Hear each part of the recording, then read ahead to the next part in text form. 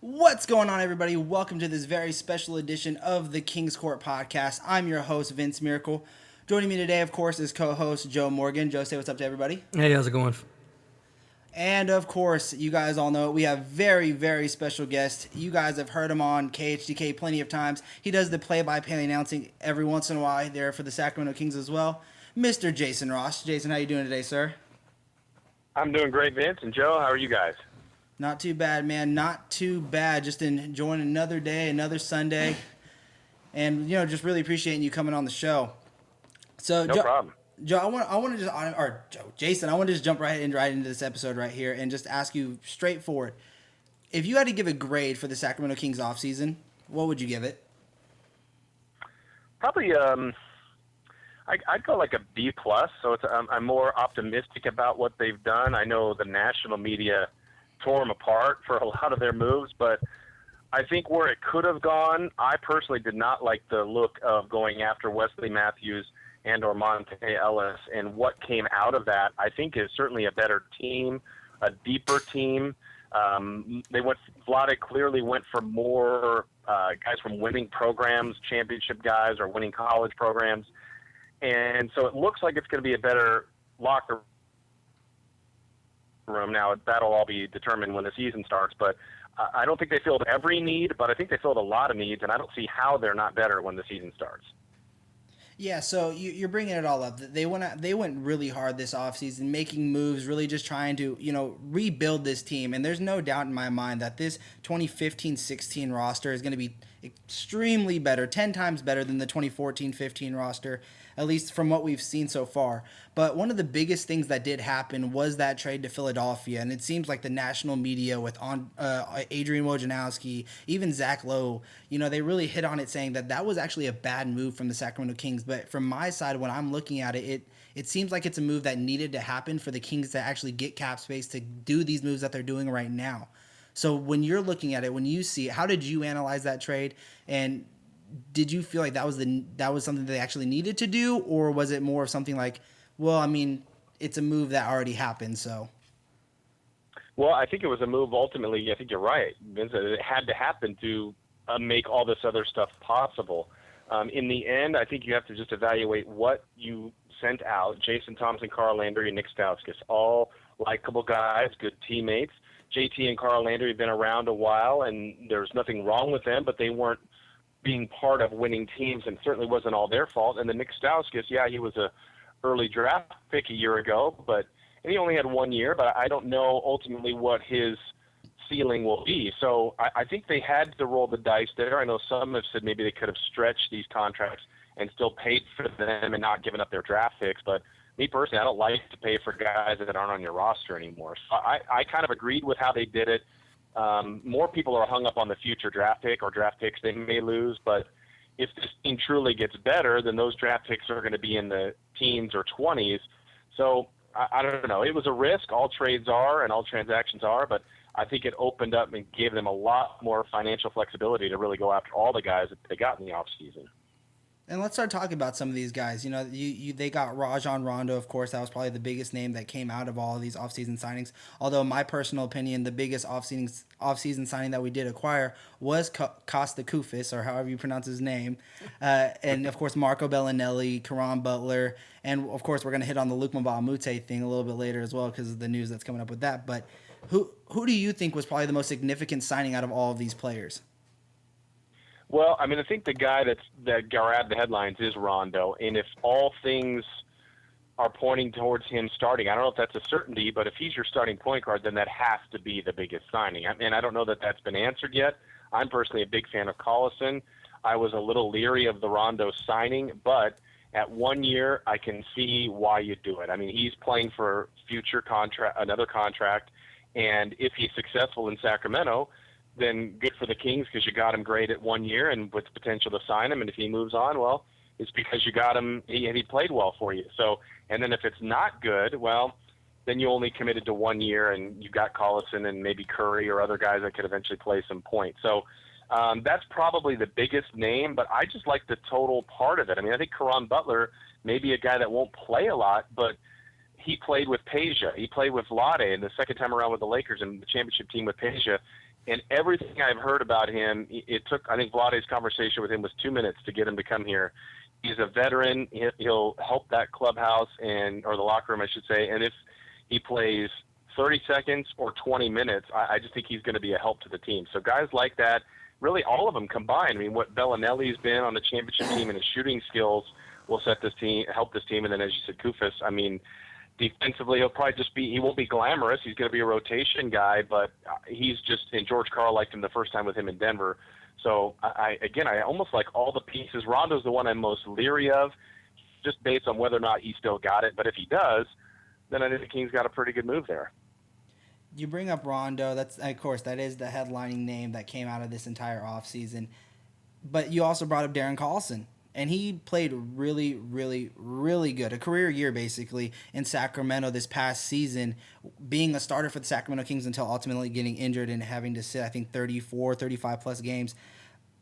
Going into this new season, I mean, just because of the name Rajon Rondo, because they are paying him for a one-year, $9.5 million deal, is he automatically named as the Kings starter? I hope not. I mean, I don't think that's right. I mean, me personally, I'm with you. I liked what I saw with Collison, and the last time I saw Rondo, I saw a guy that didn't finish the season with a playoff team that brought him in. And that, again, I think you got to give Rondo a clean slate when he comes here, and I'm sure George Karl would, and obviously the team is interested in him. But I would go to camp like this is either guy's spot, and maybe even have Collison ahead of him, knowing on how he's played for this group. The only thing that the question mark is he just didn't play any reps for George Karl. I wish even if he had played 2 games for him, Karl would have a sample size, but I think that should be a 50-50 for either guy. And the great thing is if one's better than the other, then you've got a really good backup. And knowing George Karl, he'll probably play both together a lot, even though they're a little smaller. But I could picture both those guys finishing games. So you say you see them possibly playing a lot together. Is that probably a good reason why they're looking strongly at a guy like Seth Curry now, bringing him on? Do you think Curry now has a chance of seeing significant minutes? Because you're right, George Karl, throughout this offseason, even towards the end of last season, he brought up a lot about how this league is turning into a 2-point guard type of league. So having that third point guard like Seth Curry, is that the type of player that they're hoping that develops into being maybe a Eddie House type of a player, a nice little spark off the bench to give these guys 5 to 6 to 7, 8 minutes just worth of a breather so they can come back in on the floor? Yeah, no, that's a good point. I don't know exactly what they think of his role. I know everybody's excited about the name, but he was at a winning program at Duke, and then he's from the D League to other opportunities, but he hasn't really stuck with an NBA team. So as of now, my guess is he's a guy that's clearly going to be depth at the end of the bench. But injuries happen, or he could come in and impress, and then maybe he does crack the lineup. I mean, I think one problem, which is a good one that George Karl is actually going to have. I think there's going to be some good players that aren't playing and probably could play, but I just don't know. I mean, how do you play Collison, Rondo, and Curry? How do you play Rudy Gay, Caspi, Bellinelli, Caron? I mean, there's just so many guys that can play, but I don't know that you can play all of them. Quincy Acey and Cousins is going to play, but Quincy Acey along with Cauley Stein, Kufis, Cousins. How do you play those 4 among 2 positions? So, I mean, good problem to have, but I mean, there's going to be a few guys that are probably going, hey, where are my minutes? For sure. I want to remind everyone that the Kings Court is sponsored by BrickHouseIndustries.com. Go to BrickHouseIndustries.com, use the promo code KingsCourt, and get a discount on us. Hey, this is Joe Morgan again. I just wanted to ask you, what do you think about our coaching staff this year? How's it looking? How's it coming together? What do you think of it? Yeah, it's a new group. A couple of new pieces. Corliss Williamson is back, and Vance Wahlberg, who came on when George Karl was brought on. But the new guys that he brought in that he had ties with was Denver, Coach Welch, Chad Iskey, Nancy Lieberman now, and then Anthony Carter. It's definitely a unique group. It's a big group, and I know Nancy Lieberman's getting a lot of headlines. I mean, she's a Hall of Famer. She's got pretty great credentials as far as just being a basketball lifer. And so I haven't been around all of them that much. I went to Summer League and saw some of the coaches, but I'm a big believer in George Karl, too. I mean, he knows this game. He's a future Hall of Famer, and he's going to surround himself with the staff that he feels best. So I think he likes some of the pieces that were there last year. Corliss is really the one that's sticking around from the old regime, but Coach Malone scooped up some of those guys that he had before, and then replacing them. I think Coach Karl's pretty happy with that. And the one thing I'm most excited about, probably not only all the talent that's been added, But George Karl getting at camp, and every head coach will tell you that, I mean, there's just not that much practice time. So training camp is critical, and I think that's really going to help him. I think we saw that last year at the start of the season when Coach Malone had a second full camp, really started to get his philosophies implemented. They got off to a great start. Well, this is really George Karl's first full camp, but he's got some veterans, and I think that's really what he's looking for, is just to see how he can tinker with the new staff and with all the new players and make this team the best it can be. I'm pretty excited about the fact that it looks like between Lieberman and Karl, they're going to have a heck of a good time raising up some young point guards, getting them a heck of a lot better than they were in the past. So hopefully DC can get some help from that. Yeah, and I think George Karl knows the value of point guards. He's coached them pretty well around the league, and it's not a point guard strictly driven league, but if you don't have one, you're a good one, you're behind. And I think the Kings may have two pretty good ones, and that's a good sign for the future. Hey, two generals on the court at the same time can't hurt. That's right. That's right. Let me bring up the draft pick there, Jason. With Willie Cauley-Stein, what did you see from Summer League from him? Was it when he's coming into this, do you have to expect him to possibly not get too many minutes, or should the Kings be looking at him as a player that, he should be considered as a starter, being that you did take him with that 7th pick? Or how do you think they're really going to work around this whole, Willie Cauley-Stein? Because they have a lot of depth right there with Costa, with Quincy, with everything like that. Yeah, and even some talk of playing Rudy some at the 4, which Exactly. they can. I don't know if I start him there, but as far as Willie Cauley-Stein, and I saw him a couple games in Vegas. In Summer League, I never really get caught up in production or numbers. I just watch them, and just whether or not it looks like they belong. And I'll certainly do that when the preseason starts, because that's an even higher level of competition.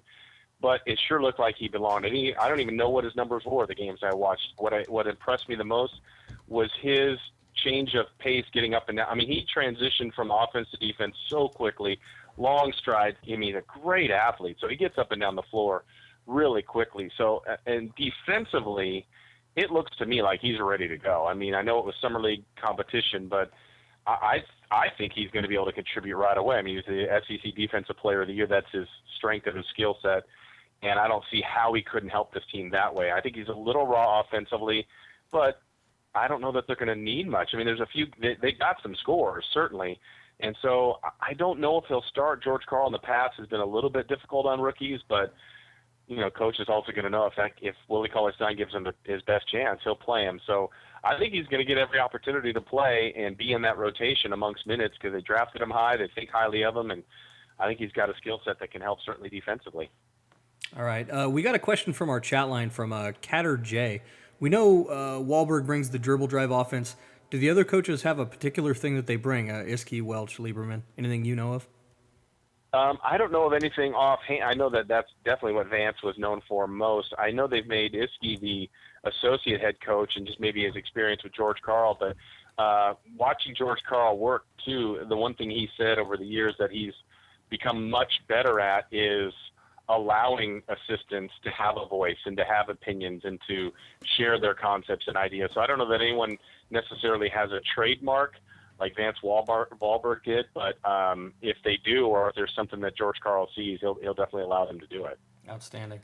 What were your thoughts on this whole Nancy Lieberman, signing? Because, I mean, everyone brings up the fact that she's a female, but at the same time, she does have a lot of experience here, like with not just NBA experience, but, I mean, basketball experience. I mean, she is one of those few women that have actually played against men in men basketball. So what do you think that, I mean, I guess not what does she bring, but what does she bring as in to basically the atmosphere, the type of winning, culture that she has? Credentials. I mean, I think that's what.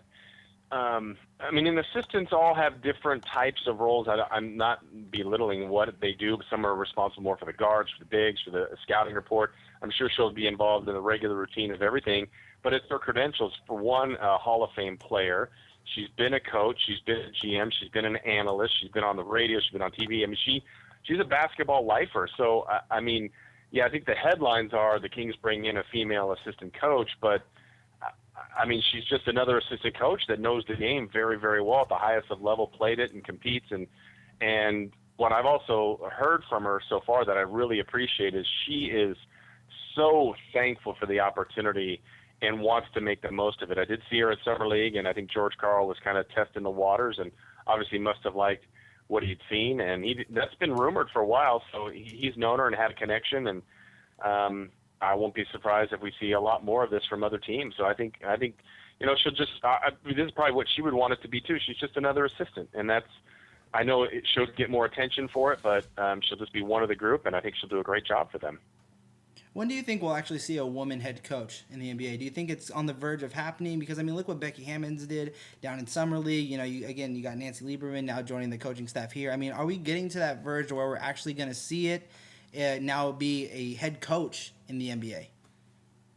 I don't see why not. I don't know when I could pick the time, but it's just all it takes is one GM, one organization to have that feel and thought process and belief in who they're hiring and that female coach. And it's probably going to have to be someone that has some credentials. Now, someone like now Nancy Lieberman's been tested, going to be tested in the NBA. Becky Hammond's been tested in the NBA. I don't know that someone's going to take a prolific female college coach and bring him in. I think they're going to have NBA experience. So I think when they do that, they're critics until they win. And if they win, they'll be fine and they'll be accepted. And it's kind of a brutal job, a brutal situation. I mean, George Karl's a Hall of Fame coach, but if he starts, 2-15, there'll be rumblings about, hey, should he keep this job? It's just the reality of the business. But I think if a female gets some credentials in the NBA and then one organization believes in her, it's just a matter of time when it's going to happen. For sure. All right, for all our listeners out there right now, if you have a question that you want to get into the show you can also do it through the chat board as well, but also you can call in. The number to the show is 916-273-9777. I almost forgot my own number there. But hey, Jason, you're on 12 to 3 every single day. How often do you get those callers every once in a while that you're just like, what are you talking about?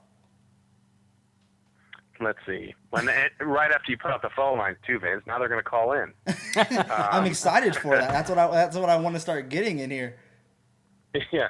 I mean, it all depends on how I've done it long enough, and I've come across. I'm sure you guys have heard Grant Napier, and Grant's going to be the guy that's going to yell at people. I tend to have more fun with the people that I'm like, well, you did take the time, you called, unless they're just totally trying to be a goof and prank. Then it's like, all right, that was a waste of time. But some that maybe just don't know, or just like their ideas are just way too out there. And usually where that falls in line is someone trying to make a trade, and it'll be like, hey, can we trade, our pick and maybe Quincy Acey? We might have to throw in one more to get LeBron. It's like, come on.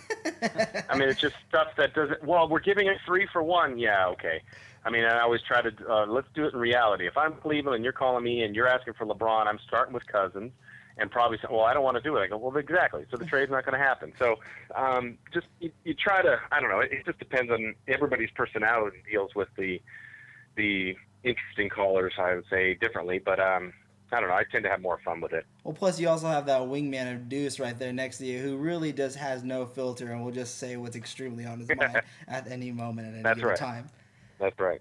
So going into this next season with the Kings back onto Kings topics here, what's one of those things that you feel they really ultimately need to improve on, whether that be everyone knows about the chemistry and things like that, but as a team, as playing basketball, what's that one thing you need to see them improve on before we can start even thinking of them as being a playoff team? 2 things, and they hopefully fit kind of hand in hand. But, well, one basic thing, I don't think they have as many good shooters, and it doesn't. Everybody thinks of 2 guards. McLemore's got to shoot 45% from 3. I think it's a collection. There's plenty of teams that have bigs that shoot well, 4s that stretch the floor, 3s that shoot well. I think the Kings, if they're their starting lineup, their main starting lineup last year was Collison, McLemore, Rudy Gay, Jason Thompson, and DeMarcus Cousins. Well, I don't know that they had a fantastic shooter of the bunch. Maybe Cousins. I mean, Cousins is a pretty good spot-up shooter. Rudy Gay can get hot. Collison can get hot. McLemore can get hot. But none of them were prolific spot-up. You trust them to shoot and make every shot they take. So I think shooting is one of their bigger issues. And then just combination of basketball IQ and sharing the ball, making the right pass and the right basketball play. I think they've added people that will help that. I think they've added people, too, to the roster that will help their shooting. And if George Karl gets the offense going the way he wants, I think they'll have more open looks. So it may all work together, but I don't know that they're filled. I don't think it's a roster filled with great shooters. Speaking of shooters, it brings me up to wanting to talk about Ben McLemore. And this is the question that I really want to hit on here, mainly because we were talking about it a little bit earlier in the show, and that's the depth of this team. It's extremely deep. It's a lot deeper than the team has been in a very long time. I have said it on this show quite a few times now that this is probably the best team that we've seen on paper since probably Ron Artest has left. So when you're looking at it and you see guys like Marco Bellinelli, you hear talks of possibly Darren Collison and Rajon Rondo playing a lot of minutes together, Rudy Gay playing minutes at the 4. That takes away minutes from guys like Willie Cauley-Stein, like we said, and it also takes minutes away from a guy like Ben McLemore, who showed a vast improvement going into year 2. Where do you think the line should be drawn? Like, where do you think? I know you said you don't really know how minutes would be distributed, but if you had to give a best guess, because I feel Ben McLemore has a ton of potential. I like the way he plays. I like the improvement that we've seen from what I've been hearing and from what the media has been coming out and saying, at least local media, that he's working with the Kings coaching staff nearly every day this offseason. Really been a gym rat completely, and so I want to see him really take the floor. Where do you think this depth? Do you think that this depth will start affecting his growth, and also maybe even Willie Cauley-Stein's? I hope it doesn't affect their growth because, like you said, the best thing about Ben, he does work hard. So I think his game is going to get better regardless if his minutes get trimmed. Now, I hope his minutes get trimmed, but the one thing I've always said about Ben, to me, where I think he could help this team more than any other asset that he has, he's a good defender, but I think he could be a great defender. And there's so many good two guards, threes, or even ones. He's quick enough to stay with someone. If he can night in and night out defend the other team's best perimeter player, I don't see how he's not on the floor because that's such an important position to guard. A lot of shooting guards are the team's leading scorers, not all of them, but I mean, if there's a night where he can hold James Harden 6 points under his normal, if he's playing Klay Thompson, hold him down. I mean, those kind of guys, Kobe Bryant, Dwayne Wade, whoever it might be, if he can keep them a little bit under their average and then still contribute offensively and keep that growth, because from year 1 to year 2, you're right, he did make a jump. And I think there's so many things you can just see that if he could get better at it, I don't think he's the best ball handler or creator, but if that's something he's worked on, his jump shot's getting better. He's a fantastic athlete, and I love that he works hard. So it feels like it should all come together, and not that year 3 is the end-all, be-all, but we can't use, well, he's young and inexperienced. He's played a lot of NBA minutes. I mean, he's played as starters role, bench role in his first year, but really he's been given the keys. So it's time for him to become the player that we think he can be. And I'm not saying all-star, but if he keeps that progress going where he becomes a really good two-way player, I mean, it's going to be tough to keep him off the floor. Right. But then my thing is now you have also that veteran leadership, that the championship caliber or not caliber, but at least championship rings players with Caron Butler and Marco Bellinelli. Yeah. Do you think that they came here thinking, I'm going to be this bench guy behind Ben McLemore who's still growing, or do you think they came here thinking, I'm going to get some minutes? I think they know they're going to get minutes. I mean, I think when you're a veteran like that and you got a coach that, and the team's game plan seemingly is to want to win more and be in a spot where they can compete for the playoffs come March, to see if they've got a run in them. So those guys, I mean, again, whether it's injury or maybe Bellinelli outperforms McLemore in camp, and he's a guy. I mean, I just think those guys have been through the battles enough, and generally, teams that are trying to compete for the playoffs, coaches trust the known quantity more. And it's not like McLemore's a complete mystery, but if there's been a fault of his, there's been games where you'll see, wow, Ben was great tonight, and then the next game will end and he'll have played 35 minutes, and you didn't even really remember him on the floor. And I don't think that's a good sign either. He's got to have an impact in more games, whether it's defensively, rebounding, assists, points, certainly. But if he's off his game, there are more options, when in the past there weren't as many options really chasing him from behind. Alrighty, Jason. Well, I have a ultimate type of question for you. I'm going to put you very much on the spot here. Okay. Okay. We have a bit of a bet here with this. It's not a bit of a bet. Somebody's going in the river. Okay, so here's the bet. Oh no, what's this? Okay. So here's the bet. I am on the side of thinking the Kings, they were a 28-win team last year. Okay. Yeah. My buddy Joe Morgan over here feels that this team can be a 7th seed, and I am of the belief that to see a team who is basically a brand new team was a 28 win team, there's still all these heads that still, or all these problems that still helm over the cloud of the Sacramento Kings, being George Karl and DeMarcus Cousins, that stuff going on. There is a strong-minded individual in Rajon Rondo in that locker room. You can't expect a big jump as into the 7th seed. So the bet is if the Kings make the 7th seed, I have to get dunked into the Sacramento River wearing a Nancy Lieberman jersey.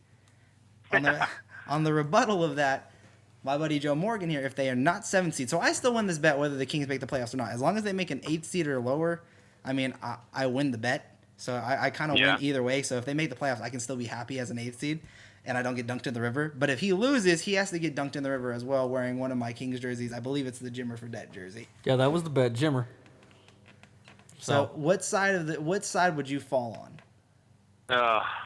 I want Joe to be right, but Joe, you're going in the river. There we go, Jason.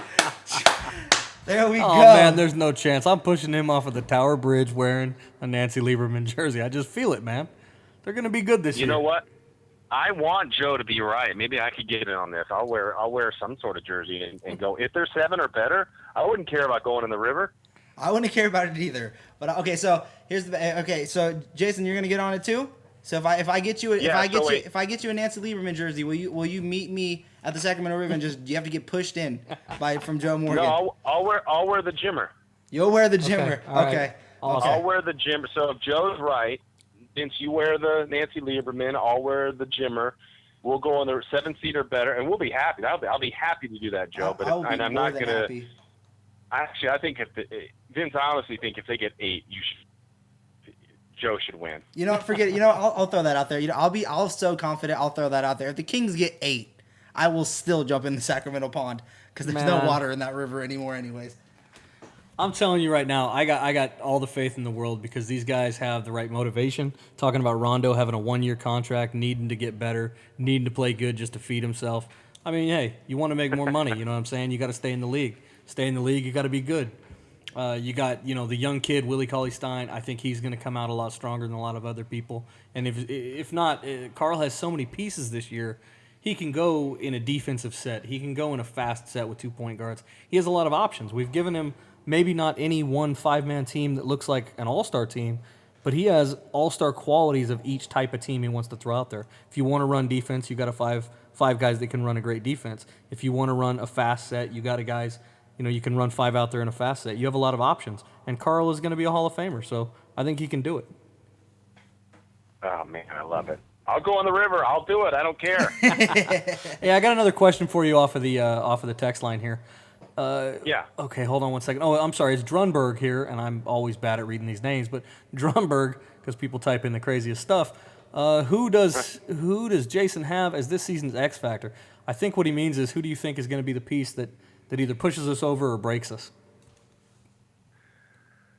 Wow. Well, you know what?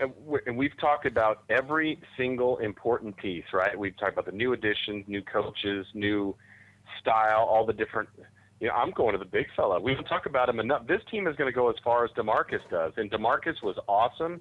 He was an all-star. I believe he can even be better.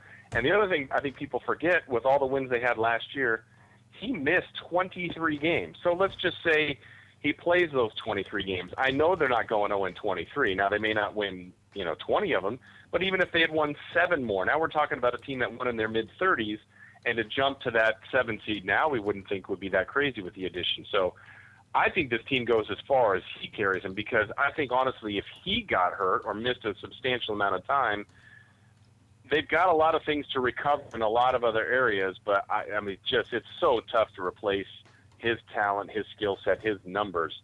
So honestly, I mean, it's maybe the obvious answer, but we haven't mentioned him yet. I think the whole thing goes as Cousins goes. Oh, I completely agree with you. Cousins is the backbone of the Sacramento Kings. He has the keys to the franchise. He's your franchise player. And you said it. I completely agree with you. I don't think we've even scratched the surface or even seen the ceiling of this player yet. I mean, Cousins can do either. Scary. Yeah, he's extremely good. I mean, he can hit you with the mid-range. He has you in the post. He can pass the ball better than probably any big out there. And I have a question. Again, I like spot-on questions. I'm going to ask you put you right on the spot and ask you this question. Nancy Lieberman said he's the best big out there. Do you agree with her?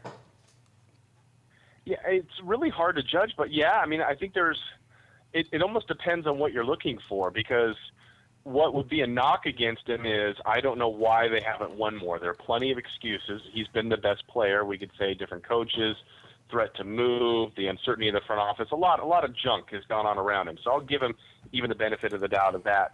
So, but skill-wise, when he's going against other supreme bigs, he does as well or better. And, some could say, well, I'd rather have DeAndre Jordan. All right, well, defensively, but not offensively. Marc Gasol is a pretty good two-way player. I think he's up for debate.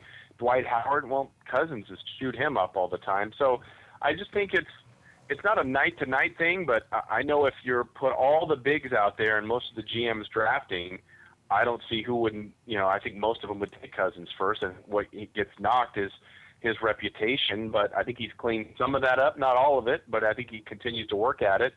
And even working with George Karl, I know there's been all the talk this summer, but I think they'll get on the same page, and I wouldn't even be surprised this year, guys, if we see George spread that floor even more and utilize another skill set of Cousins, his ability to shoot the three. I don't think he's going to take, 5 a game, but I wouldn't be surprised if we see him launch 1 or 2 a game, or he hit 1 or 2 and then might not see him for. I just think he's got all those skill sets that George Karl will try to utilize. You brought it up. You brought George Karl up, and I want to hit on it. That George Karl DeMarcus Cousins relationship is real. That video of Cousins seeing Karl at Summer League, giving him that handshake and walking away. It's a funny video, and if you see the ones where the song is playing and you're like, all right, bye. I can't remember the song that plays, but it's just him walking off, and it just seems as if there's tension there. And even Vlade Divac comes on Jim Rome and says, that relationship is still not pretty. So when you're looking at it and you say you feel like it's gonna go good, what makes you feel that way? Is it something that where they're just going to start working as basketball is basketball, let us do our jobs? Is it because of the way Vladdy's leading it, or is it just being an optimistic person that wants the Kings to really start winning?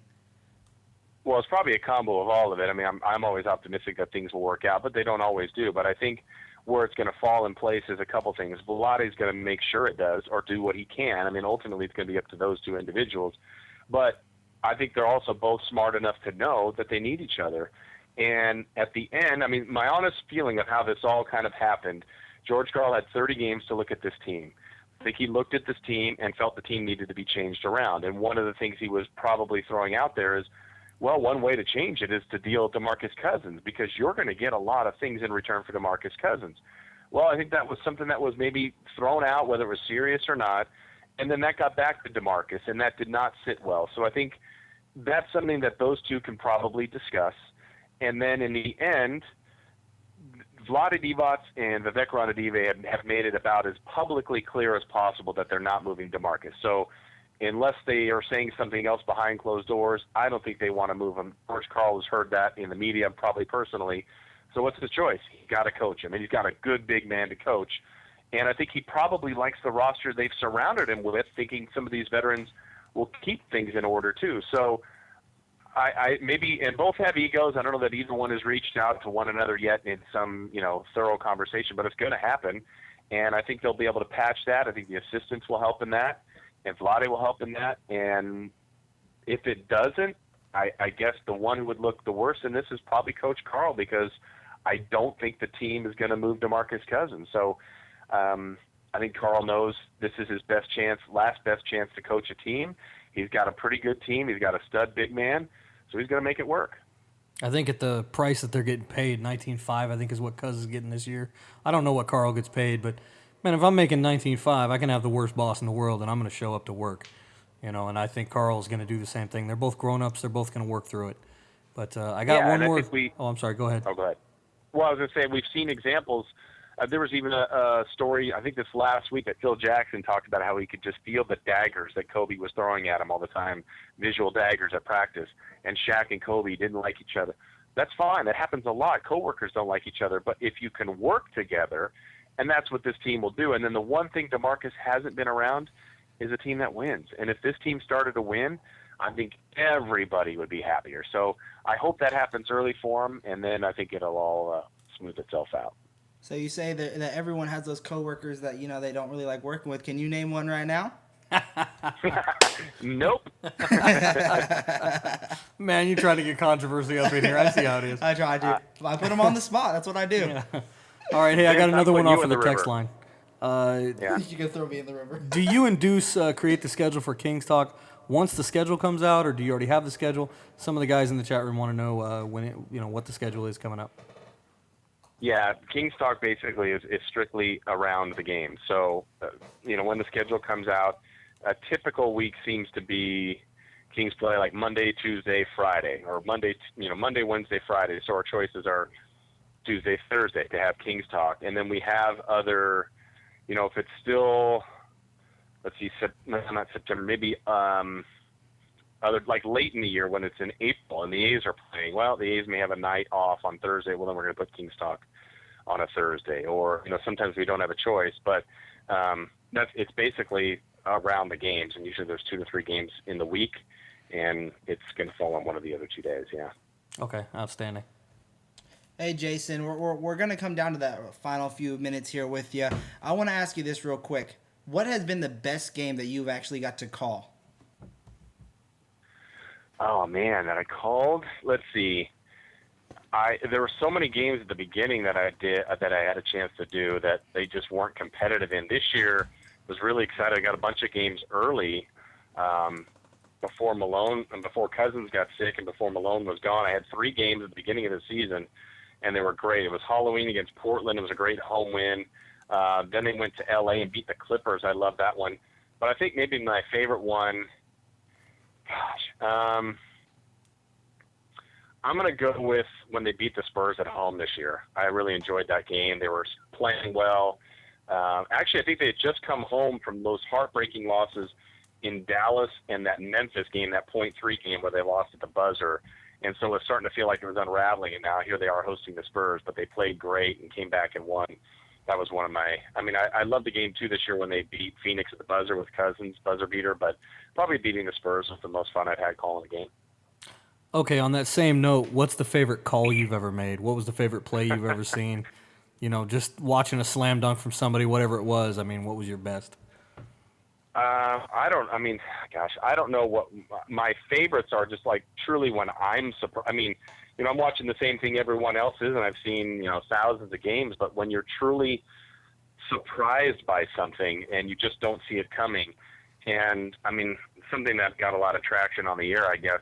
When Cousins went coast to coast against Boston this year, and then he dunked, and I dunked on Crowder, and I don't know why I said it, but I just did, and it was kind of the no, he didn't, yes, he did, and I had fun with it. I screamed it. I don't even know if I was very descriptive, but I was just surprised that Cousins just went all the way and dunked on his head. So probably that one was my favorite. I might actually steal that clip for the show later. We actually just had somebody chatting that in the chat room, wanting you to say that, so that's hilarious that came up. Oh my gosh! Well, I didn't say it with the same kind of energy that I did that day, but you kind of get caught up in the moment. And I want to be descriptive. I obviously want the Kings to win, but I remember one of the times. I keep all what I think are my best highlights. I just like to have my own personal record of stuff. One of my favorite calls, honestly, was an incredible play that I remember. It was probably about 4 years ago. I was in OKC. Kings were really struggling. They were playing the Thunder. And I wanted to say a ball was going out of bounds, and Ibaka saved it from going out of bounds, threw it behind his back, went to Westbrook, and went to Durant. And Durant, in one motion, did like a scoop lob that Westbrook caught, just brought it way back and dunked it. It ended up being the highlight, at least not my call, but the highlight was number 1 on SportsCenter. But I was screaming, and I'm like, well, I'm announcing for the Kings, but that was an awesome play. And I can just appreciate great athletes, great plays, and I think the Kings were down 20, so I'm like, well, I'm gonna go for this one. So I don't know. I want to call it both ways if the play's that exciting, but I'm gonna put a little more on it. I think it's the Kings. Well, you can't help it. I will tell you this: we're yelling the exact same stuff at our TVs while we're watching it. So, don't think you're alone getting excited. I'm screaming at the monitor. My wife's laughing at me. It's pretty entertaining. So that's why we're fans. Exactly. That's why I spend all my money on shirts and jerseys and hats, and yeah, it's great. That's right. So when you're watching these games and you're doing this play-by-play stuff, what's it like? I just want to give me like a normal day when you're prepping it, and then when you're watching that game. Is it something where it's you want to please the fans, give them that, that enthusiasm, that excitement. But at the same time, let's say the Kings are losing. How do you stay like upbeat about it? Because I've listened to you. I mean, I've listened to you on KH2K. I've listened to you whether you're doing the show or anything. You always seem upbeat, especially when the Kings. Let's be honest, they would get blown out on some games. So how do you keep the show going, basically? Yeah. Well, I think you have to be credible. I mean, I'm trying to think of an example, but I've done games where you're on the road, you're by yourself, and the Kings are down 25, and it's like I can't lie, it's not going well, and I'll try to use stats that back it up. Oh, the Kings shooting 31% here in Washington, or something or they just can't stop John Wall, or whatever the example is. But and it's a heck of a lot easier to be upbeat when it's going well. But I think that's just who I am by nature. I want them to win, but I also can't. Like I said, I got to tell the story of the game, and I've heard some announcers that might sound, I would say, even a little phony, that if, okay, the Kings are down 25 and they make 5 straight points, here they come. It's like, well, they're still down 20. I mean, I don't know that. I think if they score 10 in a row or 14 in a row and it's and you start to feel the comebacks coming, then I think you got to really start to get into it. So I think you just still want to be descriptive. And then as far as what you said, kind of leading up to the day and the prep work, it's kind of just a constant prep. I mean, if the good thing is if I'm not calling the game, I'm working the game in the pregame, postgame, or halftime. And so I just I'm always following the team, and I try to read as much info as I can, talk to people before the game. And what I always have felt, I make my charts for the game. And if there's some note that I think is interesting, I want to try to get it on the air because, one, hopefully someone else will think it's interesting, or me explaining it because I think it's interesting. It'll probably come out better than just some kind of random stat. But if some story, some nugget that I heard that, hey, I didn't know that. Well, if I didn't know that, maybe someone else does, but maybe a lot of people don't. So just try to give a little bit of information that gives you a sign that you're a little closer to the team than most, and just hopefully teaching, being informative, entertaining, kind of all in one. Okay, so I'm going to have these last few rapid-fire questions here for you, then I'll let you go, okay? So here it is. Here it is. First one. Who is your favorite player in the NBA? Who's my favorite player? Who's your favorite player in the NBA? Oh, gosh. I'm going to say LeBron. Really? Okay. Favorite? You didn't like that one, did you? No, not really. Just because I'm a mellow guy. I actually not gonna lie. My favorite player. I'm a mellow guy. You're going in the river. I'm going in the river. I don't know why. I just like the way he can post people up and shoot the threes. He's a good player. He's really good. Come on, man. I'm sorry. The whole time you guys are talking, I'm over here inflating his wings so I can have he can have little floaties on when he goes in the river. Thank you, Joe. Throw him. I don't even care if you wouldn't throw him in the river for the mellow comment. Are you kidding me? Melo is nice. Let's be honest. All right. And when he retires, he'll be a great golfer. Good for him. You can have him. Don't tell me you draft him first in your fantasy league. No, I'm not gonna lie. I won in 2 leagues this year, and I picked John Wall with my very first pick, and then in my second league, I picked Anthony Davis because I had the first pick. So there you go. All right, most improved team this year. This year, let's see. Boy, who's that going to be? Gosh, there's not that many guys that are coming back, right? Maybe I'll just go with Ben McLemore. No, not player. Team. Just most improved team in the NBA. Oh, I thought you said King. I'm sorry. Most improved team. Heck, let's do it for a chance to go on the river. Let's go with the Kings. Oh, okay. Outstanding. See? Okay. And then who's going to myself up? Who do you think will have that outbreak season for the Kings this year? I picked Rondo. I picked Rondo for this question when I was writing it down. Yeah, I mean, it makes a lot of sense for what he's playing for and what he's going to need to do. I like that answer. I'll go with Rondo as well. Well, because if Rondo doesn't have a breakout year, he's going to be on Dancing with the Stars next year. So, it's either now or never, man. Oh, man. Yeah, with Carmelo. Yeah. They can be golf partners. It'll be great for both of them. Oh, my God. That's right. Haters on Melo over here. That's my second round pick if he's still available, which he never is. But that's all right. Anyways. All right, so final question here, and I asked you this prior to the show. Do you think I can get you just to say, hey, this is Jason Ross with KHDK, and you are now listening to the Kings Court podcast? Absolutely. Whenever you're ready, buddy. All right. I'm Jason Ross from KHDK and the Sacramento Kings, and you're listening to the Kings Court Podcast. Down by the river. All right, well, we'll see you down by the river once we make the 2nd seed or the 7th seed. Wow, I said that wrong. I don't have that much faith. Even I got some marbles in my head. Awesome in the river. If we make the 2nd Joe. seed, I'll jump in too. All right, we'll all go Joe, swimming. I hope you're right, Joe, because I want to see Vince in the Nancy Lieberman jersey. Which jersey is that anyway? We're gonna get the All-Star jersey, the one that usually, if you type in Nancy Lieberman on Google, that very first picture of her wearing the All-Star jersey is the one I'm about to wear. Yeah, we're gonna get him in it. Okay, and then which Jimmer one do you have for me to wear, Vince? I have the blackout jersey for you. Oh, perfect. Yes. And then Joe could just film it all and laugh at us. But Oh, that's hey. all right. Well, they'd be going to the playoffs and everybody'd be happy. I'll tell you what, if I win this bet, I can guarantee we're gonna get a heck of a crowd down there because you know there's gonna be some happy fans wanting to see me toss Vince in the water. Absolutely. Ain't nobody Throw me in coming. too, I'll be happy. Ain't nobody coming if I get dunked in because nobody's gonna be happy about that.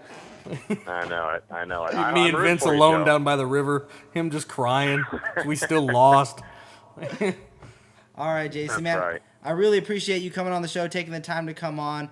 Everyone go look for him from 12 to 3, Monday through Friday on the radio. And, of course, doing the play-by-play for the Sacramento Kings every once in a while. How many times do you think we're going to hear you this upcoming season? Do you know that yet?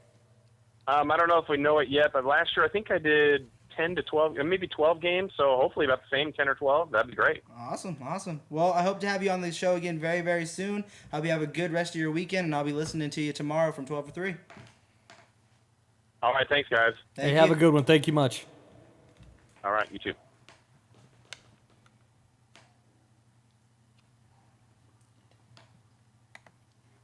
All right, everyone. That was Jason Ross from KHDK.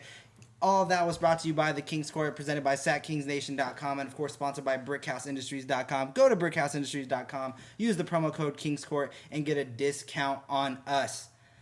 All right, Joe, we've had a lot to digest right there. What was one of those biggest takeaways you took away from that conversation? I'm really excited about the 3rd year for McLemore. I think that's going to be interesting. It's going to be interesting to watch for sure, especially just because of the fact, like, he said it, we brought it up, I had to ask the question. I mean, Marco Bellinelli, Darren Carlton, all these guys are going to be getting minutes there. Could that affect it at all, do you think? Well, it's like I said, I think Carl's going to use them as the lineup dictates. Depending on who we're playing, do we need more defense in the lineup? Do we need more offense? Do we need more speed? I don't think it's going to be one lineup every single game all year long like some teams. I mean, some teams just have a strong 5-man rotation. And, you throw in whoever you need when somebody's hurt or whatever.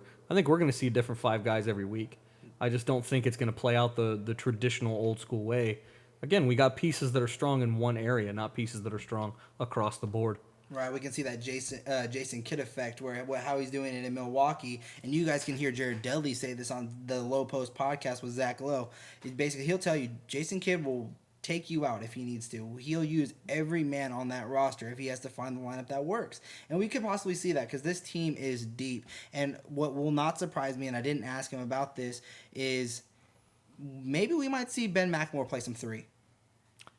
It'd be interesting to see something like that because if you put Rudy at the 4, I can see that happening a lot. That's what I'm saying. With him in a stretch 4 position, I can definitely see a big rotation at the 3, actually, a handful of different people coming in there. So, how that plays out, again, I'd say only Carl knows, but really, Carl doesn't even know yet. Once we get into training camp, once we get into practicing together, I'm sure these guys are already talking. I mean, you already see the Israel trip. I mean, guys are getting together, but until they see each other on the court and actually see what they're doing, man, nobody knows how this is going to play out. It's a stab to even try to write a lineup for these guys right now.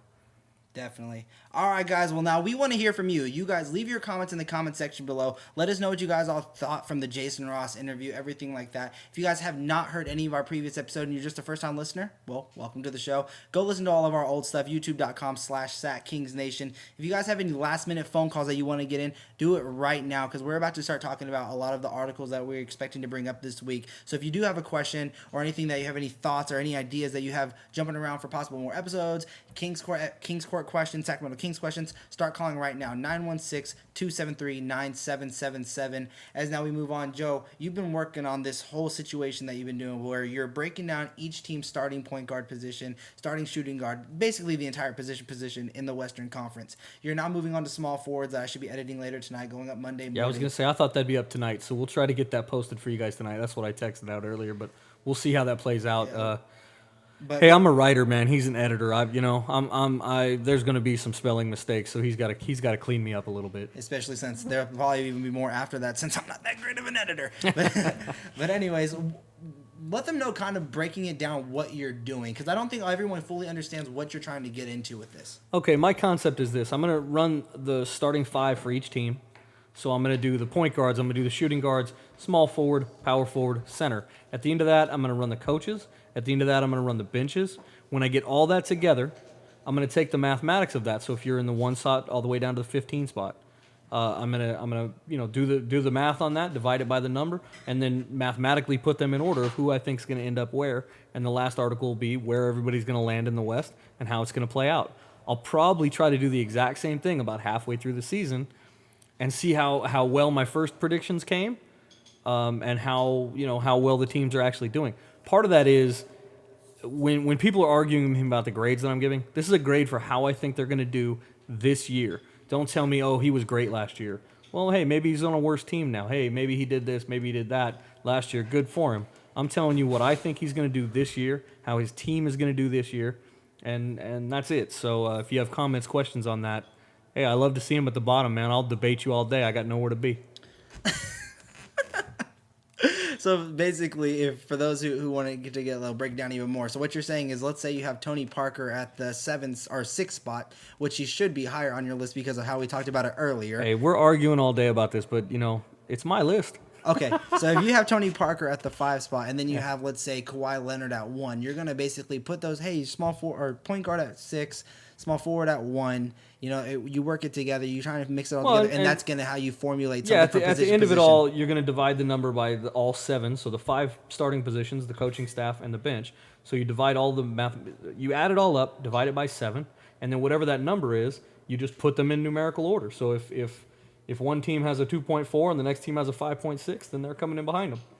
I mean, if your players are better and your coaching staff's better and your bench is better, you're gonna end the season better. I mean, hey, I can't see injuries coming. I can't see the crystal ball. Maybe somebody just blows up this year. Some 13-man on a brand new 13-man squad. Hey, what do I know? But out of the players I know, I'm telling you, in the West, I'm calling it pretty tight. And if I'm wrong again, hey, I'll be swimming in the river. So it is what it is. He's calling this pretty tight, but I'm telling you right now, his point guard position and even some of his shooting guard position rankings so far have been crazy.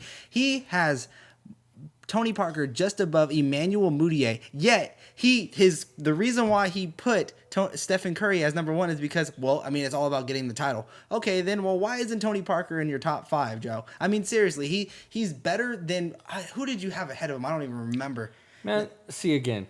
You're trying to say what he did last year. I'm telling you what he's gonna do this year. But Steph Curry won last year. Yeah, and most of his team's still together. Okay, and Tony Parker's team has now LaMarcus Aldridge, Kawhi Leonard. They still have Tim Duncan and Manu Ginobili. I'm just not buying it. I'm just not buying that he's going to have as good of a year. Hey. If I was Stephen A. Smith, I would say, this is straight blasphemy. Okay? I'll tell you what, though. I would love it if that player called me right now and try to talk his way into my heart. Maybe I'll put him up the list. Maybe I'll believe in him if I hear it in his voice. I'm telling you, I don't see the guy as motivated. Also, on top of that, how are you going to have Rajon Rondo above Darren Collison? Are you kidding me? Because he's going to be starting, bro. In the first game of the season, he's going to be the starter. Do I think they're going to share a lot of minutes? Did we just heard Jason Ross? He hopes that's not true. I know it's not guaranteed, but who do you... Okay, give me your odds right now. Who do you think is going to start at the position? Why is that not fair? Because you already know how I feel about that. That's not fair because I already feel because he's making $9.5 million. Well, they're going to start him. Too. But if I had to make a choice, you aren't the coach. I know what George is going to do. I'm not saying what George want to happen. But you're not the coach. Well, I'm not telling you what I want to happen. I like DC better. I hope DC plays a lot. I like the guy a lot. But do you believe in your heart that he's going to start? No. I mean, nobody does. We all know that Rajon's coming out first. You're making $9.5 million, bro. You're getting the ball on day 1. Now, maybe you lose it at some point because you lose confidence, you lose the ability to play, whatever it is. Maybe George just gets mad. I don't know the man. Maybe he just gets pissed off one day and kicks Darren to the curb. Or kicks Rajon to the curb, rather. But, until that happens, it's going to be Rondo. I mean, it is. And like I said, I don't even know if I like that as much, but I'm ranking the starting players on day one. I can't rank every single person every single day because, again, with the Kings roster that's going to change as much as it is, man, there'd be no way I'd have 25 different rosters out there. I mean, it just wouldn't work. I mean, I guess it's not too crazy. Not as crazy as Marley Silverbrand saying Seth Curry's going to have such a great year that they're going to trade Darren Collison. Bang, bang, shots fired at a guy who's not even on the show. No, Marley's probably listening right now, and yeah, I would like to see, little brother become just like big brother, but I also would like to win the lotto today, so, I'll believe it when it happens. Bang, bang, shots fired with someone who's not even on the show. Hey, man, I'm just...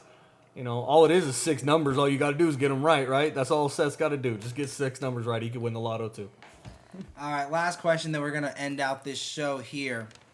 You've been seeing it. I've been seeing it. We've been talking about it. Omri Caspi has been this team's glue guy. They're out in Israel. How cool is that right now, seeing that? Do you really think, like, maybe Cousins and Omri, they're really starting to make that bond? Team chemistry rise. We don't have to be worried about anything, right? Because I don't feel worried at all. Bro, that picture that they sent out with them covered in mud on the Dead Sea. Friendship goals. Brother, Hashtag I'm telling you. goals. Well, like I tweeted out, it's a better love story than Twilight. But I love that they're being teammates. Real team. Let me go back a couple years. The Giants won the World Series without the best team in the league. What they had was the best team in the league. Talking about 2010. Yeah, they didn't have the best 9 players. They didn't have anybody who was a standout. I mean, hey, we brought up young man, who ended up becoming an all-star. But at that time, we didn't know him from Adam. He comes up, we got 9 guys. Man, they bonded together and became a team, and they had a good coach. You get guys that love each other and, want to play together, want to be teammates, want to have fun together. Remember that this is a child's game that's fun. It's not a job. It's not miserable, man. It's basketball. Have fun with it. And they go out there every day and they play with their heart, and they have a good coaching staff, and they have backups that'll come in and not lose a 15-0 run on them like we did last year. Bro, how can they not win? Dude, we had an early season run last year where they were running like, man, I can't even remember the schedule because my brain's all messed up, but they were kicking, well, I'm going to say butt because I'm on the radio, but they were kicking it. And then they were kicking ass right there. Yeah, you can say it. I'm just saying, man. I'm trying to be polite for the maybe the younger listeners out there. But again, honestly, man, they would put in their second string guys. They'd put in their second team, and the other team would go on a 15-0 run. Now, how do you come back from that? Well, this year we don't have that problem. We already have the same core guys who are killing it. Now we got guys who can come in and back them up proper. I don't see how we even have a question about my 7th seed prediction. I don't know what everybody else in the world's thinking about. Call me a homer. Call me whatever you want. I don't care. At the end of the year, when you two are swimming and I'm sitting there laughing, drinking my beer, happy as hell that I got Kings tickets, oh, bro, I'll be excited. So I'm not going to lie. If I have to jump in the river because the Kings are a 7th seed, I'm going to jump in there. Hey. I'll do a backflip for you. All right? And you can record it. And I can tell you this. You're buying all the beer at the playoff games. That's fine. I'm 100% down to do that. All right? I'm 100% down to do that. I'm glad, Jason, I don't have to do it alone. All right? I'm not good with heights, so Jason Ross is going to have to hold my hand while I jump off with him. But it's going to be fun. And that is our episode, guys. So, again, go to SacKingsNation.com. If you guys don't know this, we are selling Sack Kings Nation t-shirts. Go on SacKingsNation.com. Order your Sack Kings Nation t-shirts today. I'm actually wearing one right now. They are really, really cool. The size is XL is actually pretty good size for what it is. I mean, I'm a 225-pound man, 5'8", short, brown, and on the ground, and the shirt fits me pretty well at XL. So there's that as well. We have sizes from XL all the way to small. They come in purple and black because the Kings colors are definitely purple and black. Go on SackKingsNation.com as well for all your articles and things like that. If you're looking for more content of this, go to youtube.com/SackKingsNation. Oh, man. I'm sorry. Josh Means on the board just come out with Kings 6th seed. Josh, I'll buy you a beer if that happens. Sorry, go ahead. Josh, you can go swimming with Joe Morgan here. All right, that's what you can do. Hey, I got one more thing to add before we cut it off. Not only do we have the shirts, but pretty soon we're going to have beer mugs with the Sack King Nation logo on it. They're legit. Yeah, we're going to post those up here very shortly. I might make some shot glasses too. I'm just not sure. We're going to have Sac Kings Nation and the Kings Court on opposite sides of the beer mug, opposite sides of the shot glasses. You guys are going to absolutely love them, and they'll be coming out probably early this week. So let me get you guys the info on Twitter. Follow me at Sac Kings Joe Morgan on Twitter. For sure. And you guys can also follow me as well. I'm at VM Center.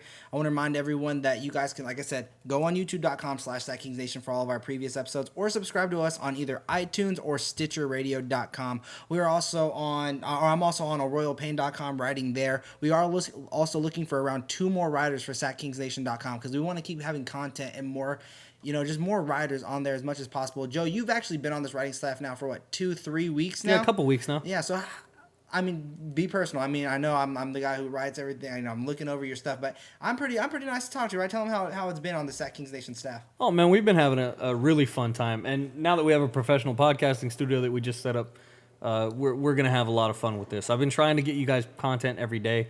Initially, we would just post one or so every once in a while. Now I'm trying to, I want it every single day. I want you guys up on there. I really want you guys commenting so I can argue with some people. I love it when people disagree with my rankings because I want to hear what their reasons are. Hey, maybe I overlooked a guy in your hometown that you knew growing up, that you've seen going to college, and you know why he is a certain way. But, it's fun. I mean, the whole point of being a fan is to have that conversation, and the whole point of the offseason is to be able to have these conversations now.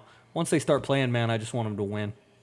Definitely. So again, guys, T-shirts, YouTube, Stitcher, iTunes, everyone subscribe here. Hit that like button right now. It's like a heart that's on the Mixler page. Hit it. It helps us get better. Of course, you guys can always download the podcast. That helps us out as well.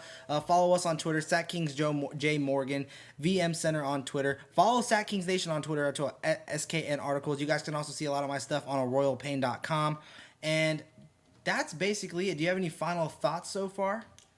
No, man, I think we've covered a heck of a lot today in the show. Again, what I would like you guys to do is, again, follow us on Twitter, get on SacKingsNation.com, read the articles, comment on them. That's about it. Yeah, guys, for sure. And then also, how we got Jason Ross on the show, and a big shout out to Jason Ross again thank you, man, for coming on the show. And I hope we get to jump in the river together. I don't know how that sounds, but I hope we get to jump in a big pond together. You know what I did forget to ask Jason is, who else at the radio would take that bet? We're going to have to call him on his show tomorrow, and I'm going to have to ask him who else he thinks at that place would be interested, because I bet there's a handful of guys who would like to see me thrown in just to prove how smart they are. I'd like to see them go in because I'm a hometown boy, and I really want to see Sacramento win. So definitely, guys. Be sure to tune in from 12 to 3 tomorrow on KH2K Sports 1140, where you can hear Dave Dews Mason, Jason Ross, and I believe Mo Morgan's on that show. No, it's the other woman. Oh, that's so bad. I forgot her name. I feel terrible. No, Reagan Morgan's on there, isn't she? No, it's the other one. Is it? Oh, it's Reagan Morgan. Sure, we're going to go with that. All right, we're going to go with that. The best voice in Sacramento. She's there. She's on that show from 12 She's to 3. somewhere. Hey, you guys got a Morgan on this show, so, hey, we're winning already.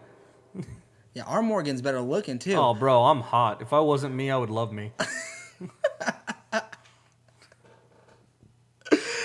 Oh, my goodness. You guys follow us on Twitter. Subscribe to the show. Hit that like button. Help us out. Big thank you out to Jason Ross for doing everything that he did, coming on the show, taking that time on this beautiful Sunday. You guys hit that subscribe button. Hit that like button. Follow us on Twitter. And until next time, Sacramento Kings fans, bye-bye. See you later.